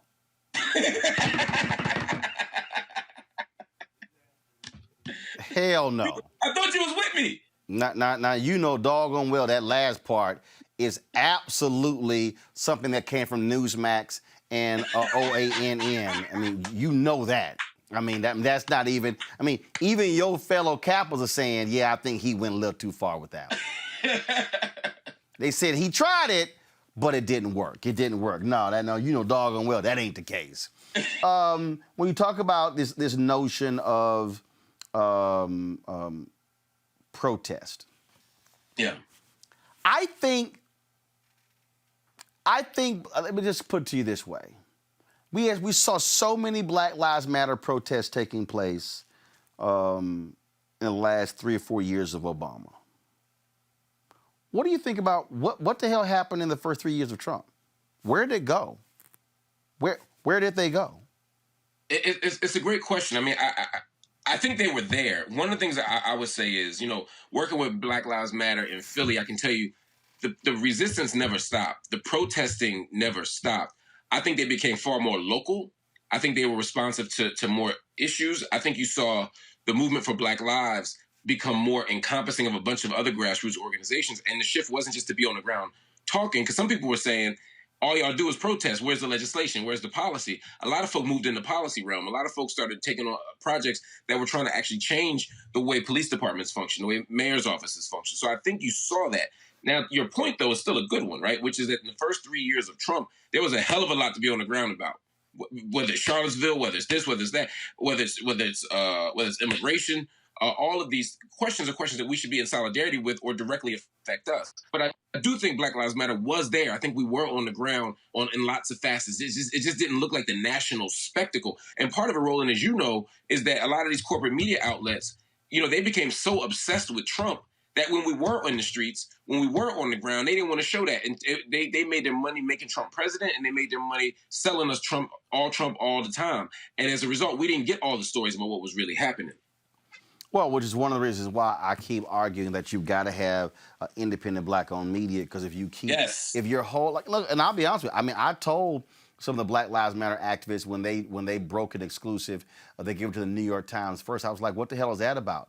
I said, will they be there? I said, when other media doesn't show up. I'm like, don't ignore Black media. I said, because if you ignore your base, I said, when you need somebody there, I said, will they actually be there? On the whole notion of, we talk about the policing, and Teresa and Mustafa, I'm going to go to you next with questions for Marc Lamont Hill, and I surely expect Mustafa to have something very critical and smart to say, being that he is an alpha. So the thing on policing, we've seen the pushback with defund the police.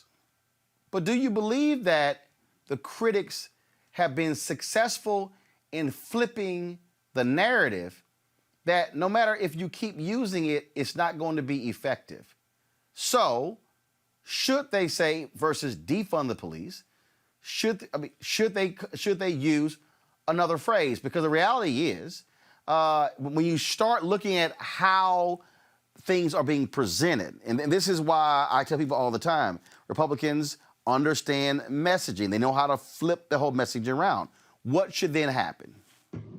It's a good question. I mean, I happen to believe that we have to have this balance of being practical and pragmatic for sure. And messaging does matter. But I think we also have to hold a principled line at times, and not allow the kind of quickness of the moment to make us think something's not going to work. You know, in slavery now, women's rights now, women's suffrage now, rather, were slogans that were pushed for that ultimately were successful. But it took time, and people certainly said no to all of these. I think defunding police, I understand how it ruffles feathers, but I think part of the ruffling of the feathers is starting that conversation. It's making people say, why would we defund the police? And then we can have the conversation about how so many other elements of public life have been defunded. Education's defunded all the time. Healthcare is defunded all the time. Community of school lunches are defunded all the time, and so forth and so on. And so having that conversation, saying we want to take money from this place and place it in other places. Now, I understand you could say we could have a slogan, invest in this. And again, talking about what we want rather than what we don't want. But I think we need to have a critical conversation about the role that police play in our communities and in society. And I think we have to do it. Now, I'm all about strategy. I'm all about being tactical if we have to be. And as an abolitionist, that's what we've been doing for years. When President Obama, just to give you an example, ends on the federal level in 2016, ends a cash bail and calls for an end of privatization of prisons, at the federal level. Those are abolitionist moves, right? But President Obama didn't stand up and say, I'm abolishing prisons. And I'm not saying that even what he wants, but that was part of an abolitionist politics. We didn't have to name it that to get it done. So I'm okay with using tactics and not naming it as such, but I need the end goal to be this thing. And I think we're way too early in the game. Defunding has just become part of the public conversation in the last 6 months. I think it's too early to say that it won't work. I think it's too early to say that we need to change the conversation. As somebody who's been part of the abolitionist movement for 2 decades now, I'm watching too much growth, too much progress to give up just yet. Questions. I'll start with you, Teresa Lundy from Marc Lamont Hill. Thank you. Hey, Mark. Hey. Fellow Philly. So I think one of my questions is, and as you guys were talking, I was like, this is obviously in my realm of business. So I have to get this book and figure out what the possibilities actually look like. So I think, I'm always coming from the angle of what does the next generation, what the millennial generation could look like, because I think right now they're in this space of we're now protesting, we're on the front lines, we're getting little sound clips, we're starting our own businesses and we're looking great while we're doing it, but are we effective? So what does the possibilities look like in this age of error that you describe in your book? Yeah, I think there are a few possibilities. One, I think we can't foreclose on anything, right? It's too early to give up on anything. Some of the possibilities are in the voting booth. I mean, we just saw on November 3rd what a difference it makes when you got young people energized to come out and vote. You see what happens when we put all of our time and money into, and quite frankly, what the Clinton campaign could have done 4 years ago by being much more targeted and specific and diligent in addressing certain voters or certain bases. But when you see that there's 73 million people on the table who went for Trump, many of whom were undecided, millions were undecided, or at least could have gone the other way, we know that we have so much more room to grow. So at the electoral level, there's so much room to do. But at the imaginative level, there's so much more we can do. We can think about how we can reimagine this economy. We can think about how we could properly address small business owners. One of the things I talk about in this book is how the PPP loans. I mean, you got companies like Shake Shack, which are worth billions. They have 6,000 employees getting small business loans that were designed for people with 50 employees or less, and small businesses up the street couldn't. We have to, and how many hundreds of them were publicly traded? Dozens, 110 of them, I believe, had donated to Trump or some Trump-related PAC in the last 5 years. So we see what inside baseball looks like. We have to unpack that stuff and say, what are the possibilities of an economy that really tries to speak to small business owners? What does an economy look like that gives you more than a $1,200 check for over a 6-8 month period? What can this thing look like? And we also have to imagine a new social order.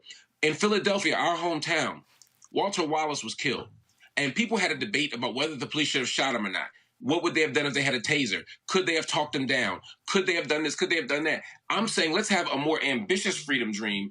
Let's have a more ambitious freedom dream that asks the question, how can we create a world where your mama ain't got to call the police when you're having a mental health episode? How can we create a world where people's needs are met so that the police don't have to be the first line and have to do all these jobs, tax collector in Ferguson, mental health advocate in Philadelphia, right? Domestic dispute person in Minneapolis. How can we reimagine the world so that people's needs are met differently? That's where I want to be. Mustafa. Mark, it's good to see you. I'm going to leave that revisionist history alone about Alpha and Kappa Alpha Psi. But the question is, as a scholar, and you're an incredible scholar, was there anything in your research and creating the book that was surprising to you that you said, you know what, I have to have this in this book because it's going to be transformational, it's going to help folks move forward? Yeah, I have a chapter in this book called Corona Capitalism. And what I'm looking at is the way the pandemic has viciously affected the most vulnerable among us. At the same time, looking at how the billionaire class has grown, how much money they've made, how much they've increased their wealth. And when I looked at the numbers, there were times where I had to do a double take. I had to do a triple take because I was like, there's no way. There's absolutely no way. I'm looking at the book right now just to give you some context. In April of 2020, that's the same month that 20 Americans filed for unemployment. The wealth of American billionaires grew by 10%. It went up to 3.2 trillion. In June, when 42.6 million people had filed for unemployment in the previous 11 weeks, the U.S. billionaires, they got 20% richer, meaning that they added $565 billion to their collective wealth. And when you look at the Jeff Bezoses of the world, right, in the first quarter of 2020, his personal net worth went up by $24 billion. And you got to add how this happens, right? And so looking at the companies, looking at the individuals, I was shocked to see the gap. I knew the gap between the billionaire class and everyday people was big, but when I saw how much money was made off of Corona by everybody, except the people on the front lines of Tyson Foods who had to make that chicken to keep America fed, even though they were risking their lives getting coronavirus and didn't even get time off, didn't even get PPE, didn't get personal protective equipment. When I looked at the gap, I was stunned by it, man. I got to tell you, man, and I've been studying this for a long time, but I've never seen anything quite this disturbing. Folks, the book is called We Still Here, Pandemic, Policing, Protest, and Possibility by Dr. Marc Lamont Hill. And we certainly appreciate him being on the show. We don't like it when people come on with foul phrases they wear on T-shirts, and that simply is that. But we also know this here. Without Alpha, y'all will simply be Kappa Psi. Wow. I'll let you have that one. No. You can't let me have something. What you're really saying is, damn, I cannot come up with one that fast to respond to that one because, one, he ain't lying. See, Alpha's still topping y'all. I know. It's all good. It's all good. I appreciate it. Somebody has to join the youth groups. Marc Lamont Hill. I'm getting out of here.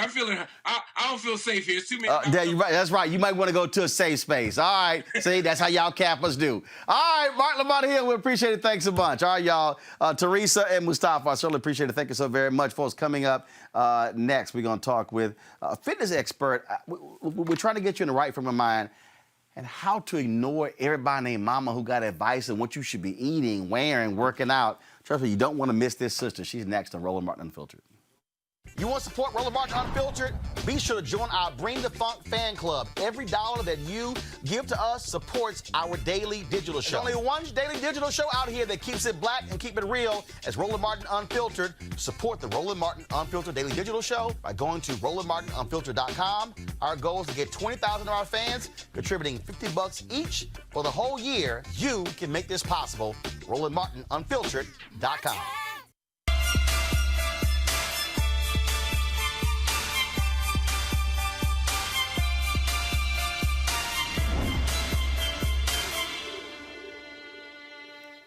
All right, folks. Boy, man, this was tough news to see. Comedian and actor Sinbad is recovering from a recent stroke. In a statement on Monday, his family said they're optimistic about his recovery. The statement reads, here it is out of sincere love that we share Sinbad, our beloved husband and father, is recovering from a recent stroke. Sinbad is a light source of love and joy for many generations. While he is beginning his road to recovery, we are faithful and optimistic that he will bring laughter into our hearts soon. Our family thanks you in advance for your love and support and asks for continued prayers for his healing. We also ask that you please respect our privacy during this time. Folks, I put in a call to Sinbad, sent him a text as well, wishing him the very best. You might remember the last time he was actually on this show was when we had our Chadwick Boseman special. He is a phenomenal comedian. He's a great guy. He's a dear friend, and so we certainly are praying for him as well. Also, folks, I should have mentioned this when we were talking about coronavirus. The singer Jeremiah is battling health issues with COVID as well, apparently being hospitalized as a result. The folks with TMZ actually broke that news over the weekend about the condition of Jeremiah. There were a number of entertainers who actually even were tweeting out get well, Jeremiah, and support for him as well. And so we have been covering that story. So look, we'll stay on top of those two. Again, folks, health is wealth. Health is wealth, which is one of the reasons why we have this segment here. And we have different people on the show, different fitness experts. We have trainers, nutritionists. You know, one of the things that for so many people they're stuck on is, where do I start? Where do I start? And then what I do? I mean, I got commercials and there's Weight Watchers and it's this and it's Nutrisystem and it's that and I'm counting points and what do? Do I change portion size? I mean, so how do you even begin the process and wade through all of this? Well, fitness trainer out of St. Louis, Averi Woodley, joins us right now. Averi, how you doing? I'm great. How are you? Doing great. Glad to have you here. So let's talk about this here. It's so much that, frankly, I think a lot of people just say, you know what, I'm sorry. I don't know. Should I be taking vitamins and drinking water, not drinking water? What kind of water do I drink? Do I drink alkaline, distilled? Do I do spring water? Do I tap water? My goodness. Do I eat fruit? No, fruit got too much sugar. Now I can't eat fruit. Then I need to be having vegetables. And no, I got to have the right vegetables. And then, I mean, it gets to a point where you're like, damn it, I'm just going to eat what the hell I want to eat, and then whatever happens, happens. It's crazy. It is absolutely crazy. We are constantly bombarded with so much information via social media, TV, and then just, all of these fitness experts and diet experts and nutritionists and products and everything. It is extremely overwhelming for most people, even for myself as a trainer and a former gym owner. I owned a gym for years and had a fitness program. When I'm scrolling, I'm like, how do people even filter and sort through this? Like, if you want to get started, you don't even know where to start. By the time you've taken all the information, you're already ready to give up and you haven't even started. So I have a few tips and just like really realistic things that people can do to get started, because it does not have to be hard. People make it so complex that it's discouraging. It has to be as easy as possible to fit who you are and to fit your lifestyle. What works for me might not work for you, Roland, and what works for you might not work for me. So the key is for people to find what works for them and to quiet out all of the noise and to really start small. Like, the first thing that people need to realize is that real change does not happen overnight. I don't care what you see on social media and what people are telling you. Take this, drink this, squeeze into this, do that, and you can look like me in 2 days. It's not true. And I check my notes. Then you have to also stop. You're like, it's not true. Check my notes. It's not true. Yeah. Stop comparing yourself. It's really hard to constantly be bombarded with so much information and so many images, but you have to really try and train your mind not to compare yourself to these people. You may see people who can meal prep and they're meal prepping every single meal 5 days a week. For somebody like me, I have 3 kids. I'm a single mother. I don't meal prep. And do I lead a healthier lifestyle? Yes, but I do what works for myself. You also have to realize that change and healthier choices look different for each person because it should be unique and it should be tailored to who you are and your lifestyle. For somebody who's a nurse and maybe working 12-hour shifts, or somebody who's on set all the time, they might not be able to jump up and eat every 2 hours. So for them, it's going to be finding different meals and certain snacks that they can like grab really quick that'll work for them. And then also, if it's quick, it won't stick. So we all know that real change and transformation takes time. It takes time. And the first thing you can do after realizing all of that is to, one, identify what changes you want to make. So I know you have made some healthier changes. I see you working out. I've seen you on that elliptical. I saw you worked out today before you started your show. So like, you know, for yourself that you knew what to do, how to get started, and you may have had some help like, hey, this is my lifestyle. This is where I'm at, and this is what I want to do. So, right. I mean, you know, identify that. I mean, I'll give a perfect example. I mean, the thing is, I mean, I've had trainers before and nutritionists, and I'll tell them, I'm like, guys, look, okay, I know what I need. I need something sensible. I need something sensible that I can follow. If you got me sitting here eating special foods and I can only get them from certain places, I'm trying to tell you that ain't gonna work when you're traveling. So the question then is, how can you take what your lifestyle is and you know, fit it according to that? Then you have the folks who really get caught up in the whole scale thing as well, and then people always go, how much have you lost? Well, roll the scale away. Okay, so explain that. Okay, so all of the clients I've trained, and they know, they will message me and say, okay, I got on the scale. I know how you feel about that.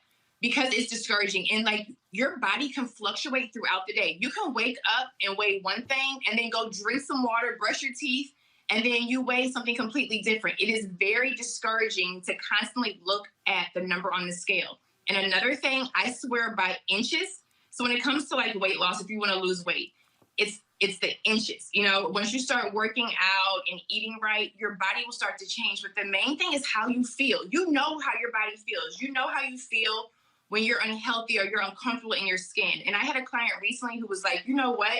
I feel so much better. She said, I'm not caught up on the scale because I know that I feel better. And once you start to feel better and you know that you're doing the right things that work for you, then of course it will start to show on your body. But throw that scale, I promise you, throw that scale away. I cannot stand it. I haven't been on a scale in over a year. Really? I do not get on them. I do not own one. So for you, is it a matter of how your clothes fit, things along those lines? I mean, obviously, that's a damn good barometer. If all of a sudden your clothes are fitting looser, you probably lost weight. If they're tighter, you probably gained. Right. And that's what people need to judge on. They just need to we already have enough pressure on on ourselves with everything going on around the world. The last thing you need to do is add more pressure to yourself about numbers and, all these gimmicks. Like, people try to sell me stuff all the time. And I tell people, like, I don't drink a whole bunch of vitamins, all this stuff, like, oh, drink this and, it'll boost your life and you'll lose pounds and you're fit. Like, I'm not buying into that. And one thing you can do is when you see information, all the information out there, think to yourself, okay, can I do this in 2 weeks? Okay, can I still do this in a month? Can I do this in 6 months? And then look out like a year from now. Okay, can I do this in a year? And if you cannot stick with it, and then obviously, you tweak it and adjust it as life goes on, or just as, life happens. You may have like a little disruption. You need to tweak it. But if you can't see yourself doing it, don't even try it, because you will constantly find yourself starting over. You'll be one of those people that every Monday is starting a new diet. It's like, oh, next Monday I'm starting over. Who wants to do that? Start small, baby steps, and then just choose a few things to do. If you want to become more active, but you know that you have watched every show on Netflix, Hulu, and Amazon Prime, get up off the couch, limit your TV and screen time, and start, and start working out. Or if you don't have to be vegan, vegetarian, and take all this, like, really start small and be real. You have to be real. It's funny you said that, because I had to check somebody when I talked about, I watched a movie, and I was just walking on my treadmill, a very gingerly walk. I wasn't trying to walk fast. I'd already worked out. And because a part of the deal was to burn an additional 10,000 calories. 10,000 steps. And this person's like, you know, should be going faster, should be going. I was like, hey. I said, I wasn't trying to work out again. I said, I was watching a show. I figured, what the hell, if I'm going to watch the show, let me just go ahead and just walk slowly on the treadmill. To me, which I think probably is better than just sitting on the couch. Totally better than sitting on the couch. And you know what? People have one thing with social media and stuff, and we love it. It's good for connecting people, but all these people with opinions, and everybody's an expert. And then they're an expert on your life. It's like, you cannot be an expert on my life. You cannot take what you think and force it to me. I walk on the treadmill, and when I do, what do? I watch a show because it is absolutely boring. I am like horrified walking on the treadmill, but it's good to move your body, get some extra cardio in. I turn on a show. That's where I've watched most of my shows, is from the treadmill, like a slow, steady walk. I'm not on there doing all these crazy sprints. And that's the thing, like, people just want to always offer their opinion. And it's like, if I wanted your opinion and your help, I would ask for it. That's just how I feel. So I definitely got to get your thoughts on this. And I got two more questions. And this is one of the two questions. And that is this here. People want to obviously post photos and video. Let our folks know why they have to ignore the comments. Because there are people who are going to jump in there and say, again, you should be eating this, you should be doing this, you should be lifting this, you shouldn't be doing that. And again, when folks come at me, I instantly go, I'm sorry, can you please show me your nutrition or your fitness credentials? Otherwise, shut the hell up. Right. You know, even if they do have fitness and nutrition credentials, what they believe, because a lot of people always try to push their own personal agenda, okay? So what they believe still might not work for you. And the reason you have to shut out, when I'm telling you, shut out all of the noise. It is called drawing a healthy boundary, because it can discourage you. It throws people off, and it's too much. Whether it's people on social media or people in your family that want you to stay the same, like, oh, girl, we don't eat we don't do that. We don't eat grass. We don't work out. Look at us. We're fine. No, you're unhealthy. Okay. But you have to shut out all that negative talk, because what you'll do is you'll start to obviously internalize it and take it in. And you're already trying to stay focused, you know what I'm saying? And stay the course and block out all this other excess information. So you can kindly say thanks, but no thanks. And just really take it for a grain of salt. Because like for me, I started this, getting healthier years ago after my first son. I haven't started over since. I've gone through excessive weight loss, but I know what to do to tweak things that work for me. So if you're still going to travel, or if you have a busy work schedule, or if you have a birthday or the holidays, it should never throw you off, because what you do is realistic and it works for you. Last question. Go to my iPad, please. 4 days ago, you started the Magnificent Life Challenge. Explain what that is. Okay, so that was a challenge that was put together by Joseph McClendon. He is an amazing performance coach, and Team No Excuses, which is a platform that Ray Lewis created, that I recently joined and became a member of. So I'll be on there representing the ladies and just like a healthier and stronger you. And it was a challenge to kick off people leading a magnificent life. Everybody, like people right now who want to thrive and rise to the top, no matter if it's, they're going against generational curses, unhealthy lifestyle choices. But it was really geared towards that. We had some amazing speakers and coaches. Les Brown was at the finale last night, and he spoke. And it's really just to give real people solutions and strategies and tools that they can use and apply to their life so they can thrive in every area. Financially, physically, emotionally, so in every area. And that's what Team No Excuses.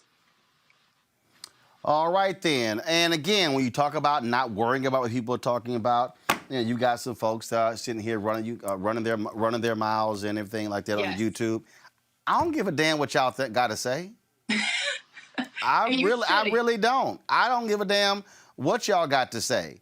And for some of y'all who are saying who should be doing this and working out and eating, put a video of your punk ass up. Right. It's easy for people to talk. It is easy for people to talk. And the things that when they're so busy talking, they're commenting underneath your stuff. They're not worried about themselves. They're not worried about a healthier, stronger, and better them. No, not worried about it at all. Avery, how can folks reach you? So they can reach me on Instagram at AR Woodley. My email is averiwoodley6@gmail.com. And then stay tuned for me and more info to come from Team No Excuses. All right, then. Team No Excuses. See, that's really what it boils down to. No excuses. Yes. Averi Woodley, we certainly appreciate it. Thank you so very much. Thank you. All right, folks, if you want to support Roland Martin Unfiltered, please do so by joining our Bring the Funk fan club. Every dollar you give goes to support this show and what we do. Cash App is $RM Unfiltered. PayPal.me/R Martin Unfiltered. Venmo.com/RM Unfiltered. You can send a money order to New Vision Media Inc. NU Vision Media Inc. 1625 K Street Northwest, Suite 400, Washington, D.C. 2006. Those of you who give at least $50 to our Bring the Funk fan club, you get a personal shout out from me. I will read that list on tomorrow's show. So we certainly look forward to that. All right, folks, I will see you until then. Thank you so very much. Be sure to subscribe to our YouTube channel. We are now, let me double check here. As of last count, we're at 681,332. We are on our way to 700,000 YouTube subscribers. So we want to get there before the end of the year. And so please, again, subscribe. A bunch of y'all watch the show, you don't subscribe. Just hit the subscribe button. Subscribe and then turn on your notifications. Click that bell so you get notified when we go live. Also, we have our memberships on our Facebook page as well. If you're on the Facebook page, you can actually sign up for the memberships right there. I forgot to mention, and so please do so. It looks like, let me just go ahead and do this right here. Airdrop it, boom, boom, boom. So my man Keenan sent me this a little bit earlier. I totally forgot, but I'm glad I remembered.